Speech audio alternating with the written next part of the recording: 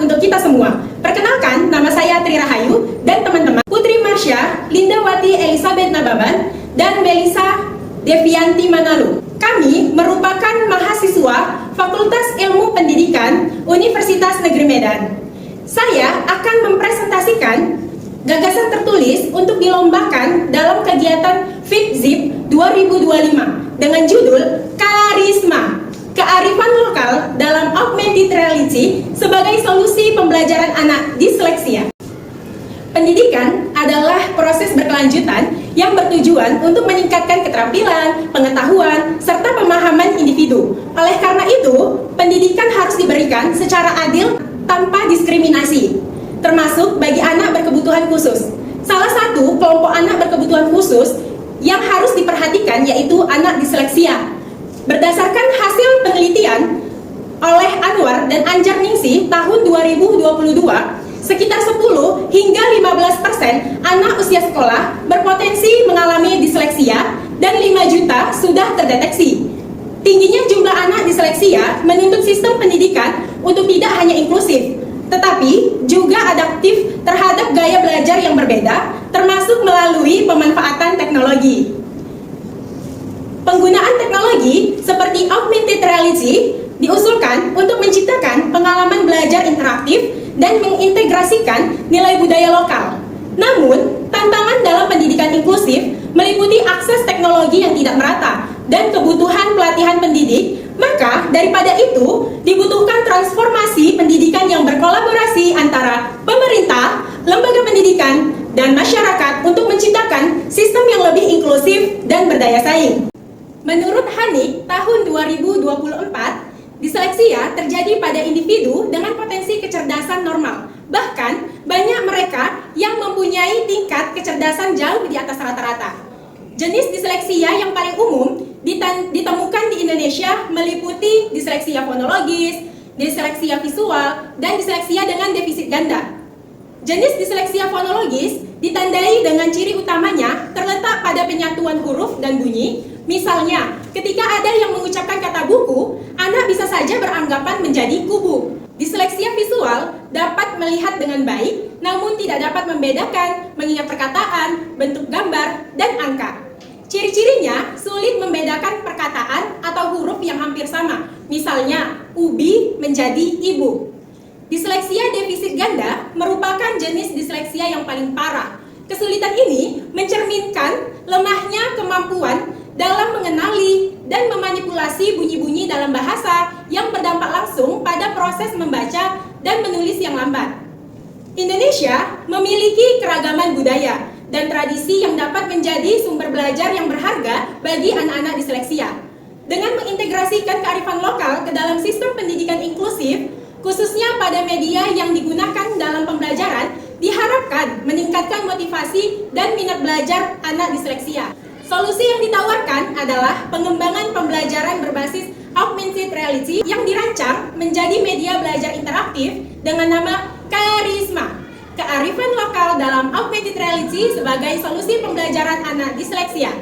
Karisma dirancang untuk menjadi media belajar yang interaktif, yang menggabungkan konten berbasis kearifan lokal seperti cerita rakyat, tokoh budaya, visual buku digital, dan permainan tradisional seperti bak kata, engklek berhuruf, pasang gambar yang dibuat dalam format visual 2 dimensi dan 3 dimensi yang bisa diakses melalui perangkat seluler.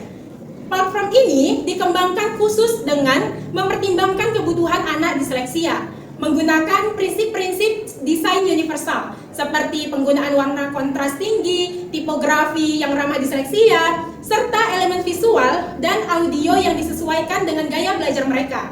Karisma bertujuan tidak hanya sebagai alat bantu pembelajaran, tetapi juga sebagai sarana pelestarian budaya lokal dan identitas nasional anak-anak Indonesia.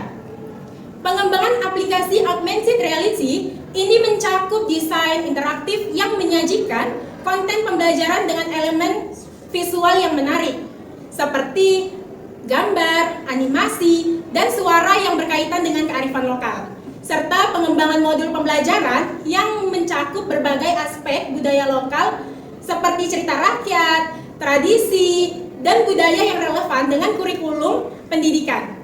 Selain itu, platform ini mengintegrasikan metode pembelajaran multisensori dengan menggabungkan elemen visual berupa gambar, video, dan auditori berupa narasi dan musik untuk membantu anak disleksia memahami dengan lebih baik.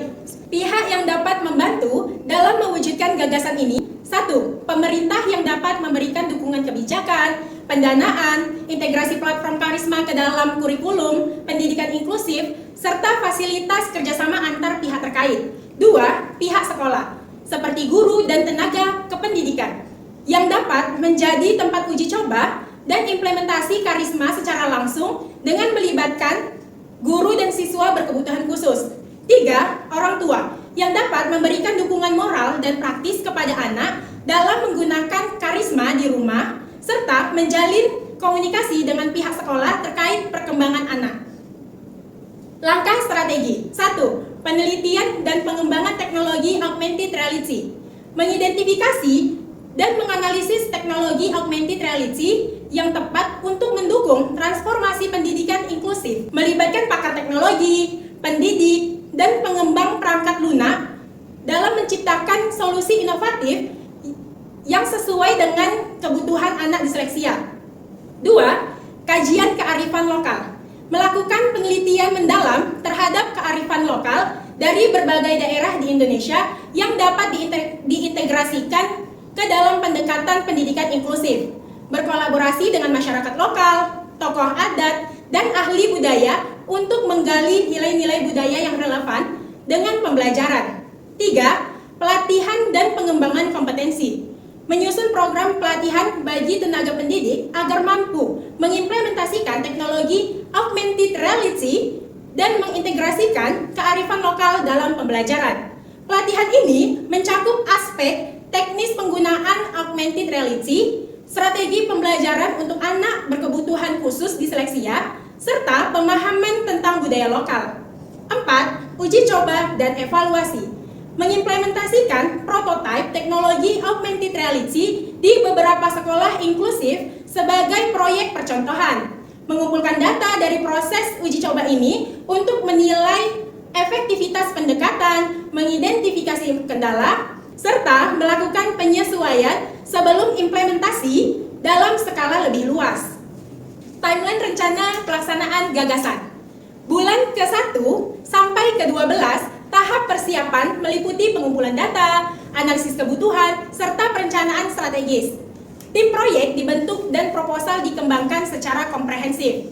Bulan ke-13 sampai ke-24, pengembangan awal teknologi augmented reality bekerja sama dengan pengembang untuk menciptakan solusi yang sesuai dengan kebutuhan pendidikan anak disleksia.